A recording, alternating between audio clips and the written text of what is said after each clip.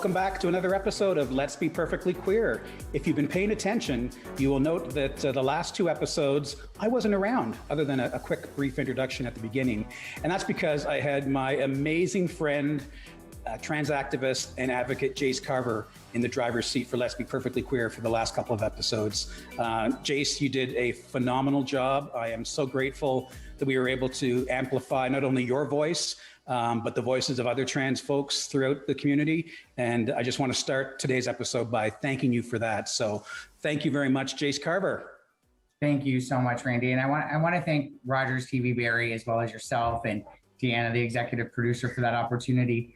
It was an amazing opportunity to try to leverage not just my voice, but other people's voices, and know that there's not just stories of tragedy in the trans community, but there's people that are lifting up our voices and being visible and creating change for our future generations. And so I wanted to be able to highlight some of those voices. So again, thanks for the opportunity. Well, I mean, that was the whole point of my asking you to take on the hosting duties with Transgender Day of Visibility happening on March 31st. From our conversations, it's great that there is a day of visibility, but come on, there should be 365 days of visibility for trans folks, and being able to give a space and a platform to be able to amplify those voices and share those experiences and stories, I think I truly think the work that you do and your guests save lives. And that's what it's all about, right? I was reading the most recent stat that I could find from Stats Canada is from 2019. And it indicated there was more than 300 trans people, primarily Black, Brown, and Indigenous women, who have been murdered in Canada. Yeah. And that's what's been reported, what we know about. We know those numbers are probably double that. At the very least, because we know that we're still just starting to count trans people, and many trans identified people also identify as cisgender post-surgery. So we know that the stats are very skewed. Yeah. Oh, absolutely. No question. But my point in bringing up that subject and that topic is the fact that, now we're 2021 and those numbers aren't declining at all. If anything, they're increasing. And I don't know, maybe I'm naive. I can't get it through my head why the hell it matters to anybody. Why does how someone present themselves and choose to live their life and identify, whether it be transgender, whether it be gay, it can't compute in this guy's brain as to why that matters. But it does to a lot of folks for the wrong reasons. And this is why it's important that we talk about these things, and we make sure that we recognize that, trans individuals are no less human than the rest of us. But we're still the only target marginalized population that's socially acceptable to dehumanize, right? But when people are racist, they get backlash, and they're forced to apologize. When people are transphobic, it's not really that way, right? People have told me before, well, you need to understand what you're doing is very different, right? And almost like I need to make space for transphobia to be accepted into my life. And it conditions us. And I have been conditioned over time. I used to apologize every time I entered into a woman's bathroom and then announce myself as transgender. It took me years to not do that. Or I would take responsibility for trauma that had been evoked on me, either sexual trauma, physical trauma, any kind of transphobia. I almost used to, and I still do, actually. I shouldn't say almost used to, because Shelly will call me on that stuff right now. But I still do at times take responsibility for actions done against me, instead of being able to say, well, maybe I put myself in an unsafe position, but what happened after I was there is not my fault. And that's kind of what I wanted to talk about a little bit today. I've always tried to be super vulnerable when doing your show, super vulnerable in the work that I do when I was with my organization. And anytime I have an opportunity to do public speaking, I believe that vulnerability changes narratives for other folks too. There's that moment of connection where people know that they're not alone. And so I wanted to talk a little bit about human trafficking and sexual violence and physical violence against trans people. And I hate that we're kind of like ending off Trans Visibility Month with like a hard topic, but I think we need to bring voices to that topic. When we had Lucas Medina on, that was last week, correct? Yeah. When we had Lucas Medina on, he was talking about his organization 514 and just the amount of youth that are being trafficked that are trans-identified, especially in this section of Ontario, but even across Canada.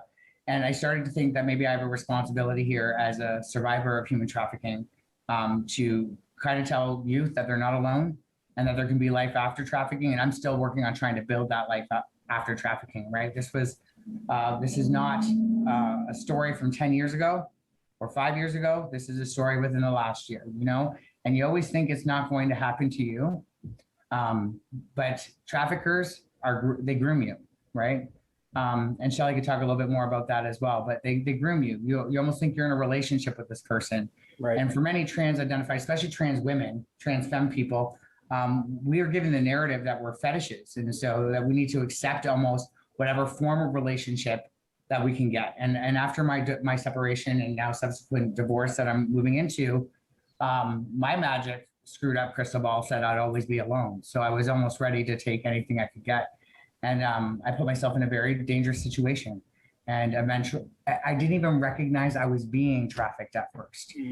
Back in active addiction, the drugs were the major component that skewed my perception of what was going on. And I continued to blame myself because the narrative I was being given by the trafficker was that this was my fault. Completely ruined my life at the time. And then I started to blame myself for where my life had gotten to as well. And I still at times fall back into that way of thinking. I can say that I'm moving to the other side of that today, but first of all, the disease of addiction knows no face and knows no class system. And trafficking is very much the same. Once you've been, trauma is the same. It knows no face, knows no class system.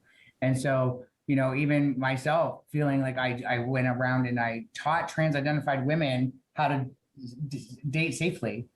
You don't always see those warning signs coming up because the denial becomes so thick in order for you to just be able to meet that immediate need of having a connection with somebody. And so that's kind of the cycle I ended up into. And once the trauma starts to compound, you start to end up in a space of real bad depression. For me anyway, I'll speak more directly about myself. And I know that I was barely leaving my home except for to be with this person and to do the things this person expected of me, and then to medicate. And that cycle increased. And eventually in September, it wasn't the trafficker, but I sometimes just transfer that relationship to another toxic individual. But in September, somebody attempted to take my life. So now I'm on the tail end, or I think maybe just even the middle, not even close to the tail end of trying to heal that trauma. I went away to an addiction and treatment, trauma treatment center through We Fight. They assisted me with getting that set up. And I went there in October. I did a lot of hard work, but I feel like our system is set up for folks like myself to fail, and so you come back out, you go back to the place where the trauma took place until you could figure out how to find a new place to be. Right. So you're around those same people that are part of that cycle of trauma.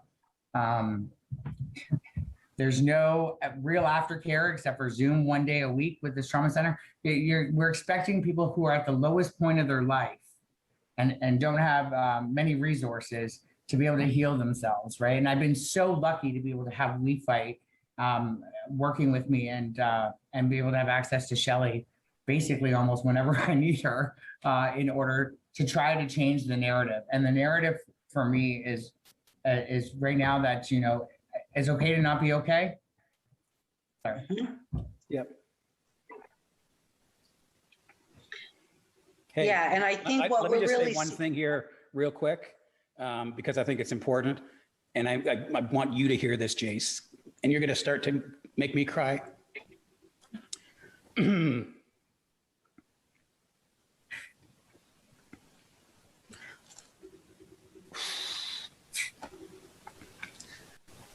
I love you.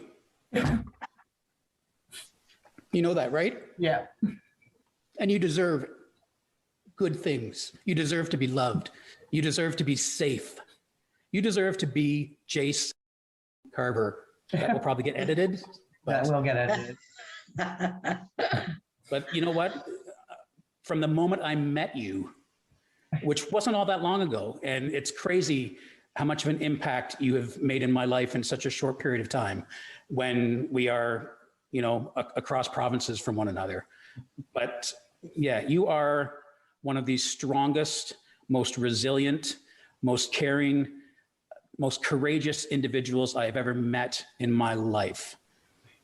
And this is why I do this. This is why I give you a platform to tell your story the way you want to tell your story. And I don't want to get too teary or interrupt your story, but maybe before we go any further, let's introduce Shelly. And Shelly, tell us where you're from. Tell us about your organization and how you're helping Jayce on her journey. Well, I hope I am. Again, my name is Shelly Gilbert. I'm the coordinator of social work services at Legal Assistance of Windsor, and we do have quite a large anti-human trafficking project working with internationally and domestically trafficked people in all different areas of labor, whether that labor is sex work or agriculture industry or living caregivers. People are exploited in lots of different industries. And I think, you know, what Jayce is really bringing to the table today is the idea of bringing vulnerabilities, if you will, intersectionalities around trafficking, and really showing how we can change that narrative. Being a trans person is not a vulnerability, right? Being a racialized person is not a vulnerability. But the way that people may use that, distort that, exploit that for their own gain turns into a vulnerability. And really, I think what Jayce is showing us is that we can change that narrative, right? Being a strong, trans, bright advocate, activist in a community and a trafficked person, there's multiple dimensions going on with people. And so it's really important that we recognize that, I think, from a service provider perspective, from a human being perspective, that being trafficked is one piece, but we see all of these other narratives and all of these other intersectionalities coming together to make these beautiful, fantastic people. Back to you, Jayce. And that's really what Shelly's been helping me to do, is seeing that being trafficked is, and the attempt on my life are just a part of my story, and that, you know, it's okay to have moments of not being okay, but I can't just stay not okay. I have to work towards being okay. I have to start living in my solution again. And, you know, when you asked me to host those episodes, at first my mind was like, I'm not that person anymore. You know, I almost gave my identity to the trafficker. I almost gave my identity to this person who attempted to take my life. I was letting them continue to take more and more and more from me.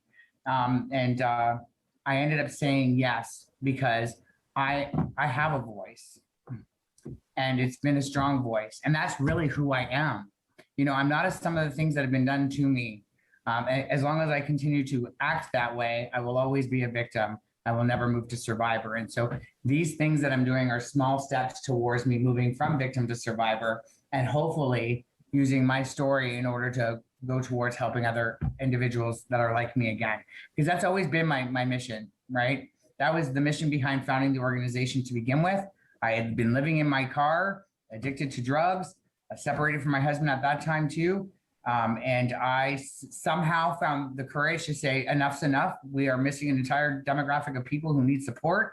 We're hiding transphobia behind homophobia, and I'm going to start something new that meets a need. And now it's a national organization with funding, you know, and I'm proud of that. And now I can see that success again, because I didn't see that success for many months now. And I'm starting to know that I am that person. And that no amount of trauma can take away the things that I've already done and I'm capable of doing again in the future. And that even when I tell this story in the future, because I will be telling this story in the future, and when I show up to court next month to hold that person accountable, that I am Jayce Carver, and I don't believe it every day, but I'm starting to move towards it. And I want people to know that they can do that too. you know? Yep. Yeah, and I think that's one of the things that that sort of drew us to one another, that that desire and that need to share lived experiences, because I think we both recognize that by doing that, not only does it allow us to sort of be a little cathartic in telling our story through our own voice and not somebody else's voice, but the impact that those real life experiences have on other folks who are going through similar, right? Yeah. And I think that's incredibly important. Peer work, I think, is something that does not get nearly the recognition that it needs to get. Isn't that a perfect segue, Shelly, to what I said I wanted to also talk about today? That's perfect. Yes. Having founded a peer organization, I struggled so hard to get any amount of funding to be able to hire peer supporters. It was easier to get the funding for the professionals, and it wasn't always easy to find a professional that also had the lived experience. And so I feel like we really weren't doing always a service to our clientele, right? That, you know, the best model is having people with lived experience alongside professionals provide a wraparound support, right? And oftentimes, even when we do have peer supporters, they are unpaid positions. So this person has to devote their time to, they've just got to love it, right? So they just got to love it, love their community, and hope and give of their time freely to support their community. But then they have to carry other jobs on top of it. Then there's the marginalization stress of being visible. And there's all these other things. And then we don't have appropriate support in place to support that peer, or an infrastructure, like you were saying earlier, Shelly, an infrastructure in place to be able to support that peer mentor, that peer supporter. And that eventually that person burns out, gets exhausted, and maybe falls back into old coping mechanisms. I know that that was the case for me, right? There's an expectation once you're a peer advocate and you're in the public eye that your life is together because you are in front of an audience, and and honestly, nobody has it together in the world. Not a damn person has it together. There is no difference between me and a CEO of a hospital or another company. They just make more money than me and have more letters behind their at the end of their name. The fact is, they have just as much crap going on in their life as I do. It's just different crap, you know. And we have to stop separating people the way that we do, and support individuals who are willing to do the work to be vulnerable and work with individuals who have sustained trauma from their community, because that is the work that is going to pull people out of the depths of despair. And and that's currently just not happening in our community. Also, moving forward, grassroots organizations are really the organizations that are doing the work. And they're doing it with no money, $0 most of the time. Just people with passion, tired of seeing that their community members dying. And these well-funded organizations it's become like a cash grab in the nonprofit sector. It's dog eat dog. It's really, really disheartening to see, but it's all about creating programming for funding dollars. And it's everybody's racing after them at the same time. And then there's really no program delivery after, not appropriate program delivery, because they just spend so much, and everybody wants the quantitative statistics, right? How many people have walked through your door? Well, we can get people walking through the door, but if you're not delivering the program appropriately, then there's really no quality to the programming that they've received. And so their lives don't improve. And we're seeing it's a systemic issue in our country, and it's not a good one, because people are continuing to die. Look at the addictions community, overdose rates through the roof. More money has been given to the addictions community this year than in a very, very long time in order to combat COVID. Everything's gone to Zoom or online. Well, the most marginalized populations that are homeless are not able to access those services. Absolutely. And let's get more outreach workers. So let's send outreach workers out to the street, but then let's not improve the housing situation. Let's not create affordable housing. Let's not increase harm reduction services. So we're not even arming these outreach workers with any actual services to provide these individuals when they go out. So that's stressful for the staff. I'm telling you, as someone who's just been through all the services, as a client, you just don't even want to engage, because you're like, what's the point? Or what's the point? I want you to be able to use that. So what's the point? Because I'm going to do this housing search and I'm not going to be able to afford any of the housing. So what's the point of me even looking? Or for most of us, my credit score is crap. So what's the point of looking? I'm going to get a denied application time after time after time after time. You know, there's got to be a change to the system that we're working in right now. Yeah, and I think that, service providers have to listen and really authentically utilize the voices of the people that are working with us, right? Because a lot of peers want to do direct service, which is great. And I think that there's a real healing process, right, to give back to your community directly. But also think about the systemic advocacy, right? And the work that can be done on policy and legislation and on programming if you authentically include the people that intimately understand the barriers in a system and can really concisely talk about what would have fixed this, right? And talk about the root causes, as you were getting to, Jayce, right? The homelessness, addictions, trauma, all of that. What are we doing around that? And how are we not tokenizing people with lived experience, but actually utilizing that? And as you said, compensating people for their work, right? Their actual work with me, right? And so I think that we, as service providers also should join with our people with lived experience colleagues in saying enough is enough.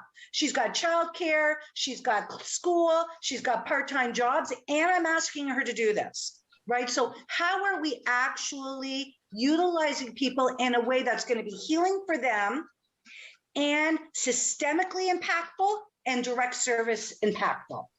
Right. Yeah, and I think it's important. So my job is to have that infrastructure, right? And to make sure that's available for people. Sorry, Randy. No, I'm just, and having those peer voices is so important. And I think it's that partnership between an organization and the peers that needs to then get translated to the funders, right? Because we're seeing all these funding solutions that come out, but they don't address the actual problems that we're seeing in real life. Because so a lot of these organizations, they go after this funding and they have to begin this program that really does nothing for, Joe Normal. Right. And so if we're actually listening to the folks who we truly want to help, if we really want to address all the social determinants of health that are systemically causing a lot of these issues, then that's what we need to have funded. I don't need funding for a swing set in the backyard of my house.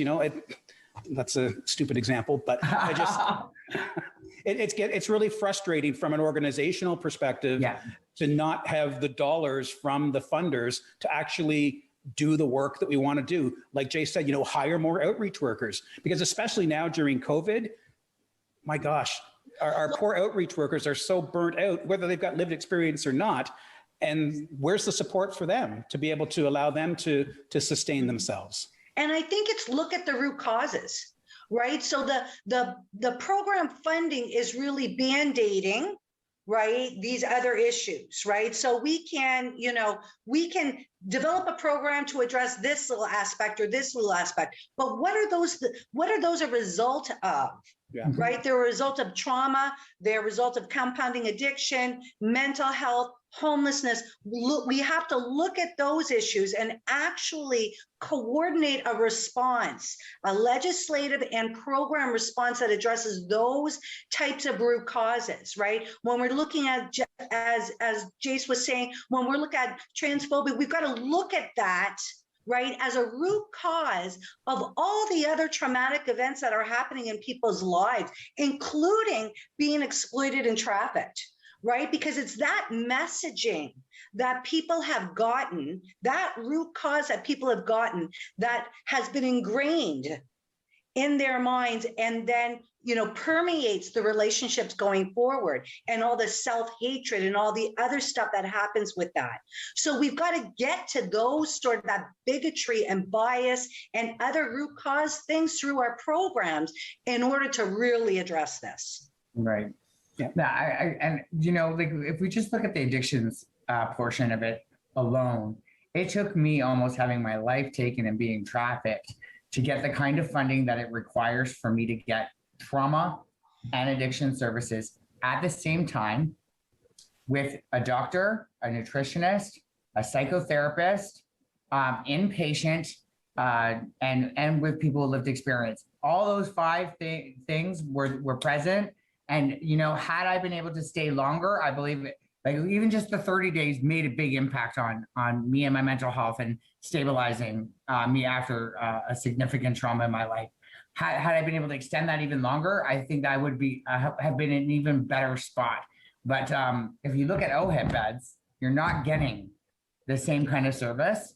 So we're saying there's a class system on who gets to get well and who does not get the same kind of service, right? Who doesn't get to get well? Because I've been to OHIP beds before that were largely 12-step model.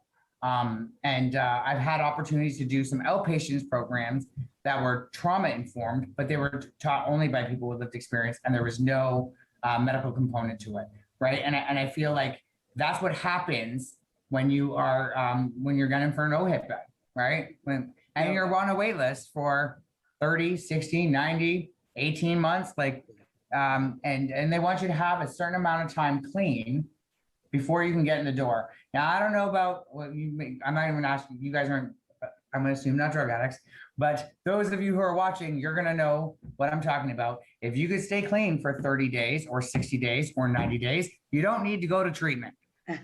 You're probably doing okay just on your own, and you probably get some outpatient support. You don't necessarily need residential, but for residential should be for those who are unable to stay clean for any period of time.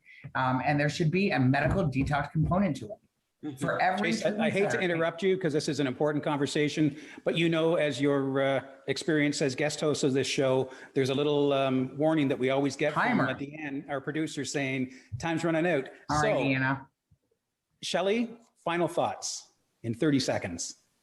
Well, I mean, I think that the most important thing is to know that, you know, there are survivors out here who are leading the way, right, around their own health and their own healing. And you can find your way as well. If you are feeling that level of trauma and needing that support, there is ways out. And Jayce is an example of that incredible work. And Jayce, final 30 seconds goes to you, my friend. All right. For those of you who are struggling with trauma in your life, I want you to know that it's okay to not be okay. Take a break, work on yourself. You know, I spend more time sometimes just going back to the work and being in the public eye, just trying to do the work. I've had so much benefit from taking time for me right now, and I'm going to come back so much stronger. So this is not the last you've heard of me. Absolutely. Shelly, thank you very much for joining us on the show. Jayce, as always, it's a pleasure. And for those of you watching, this is not the last time you will see Jayce Carver on this program, I guarantee. Thanks again for watching another episode of Let's Be Perfectly Queer.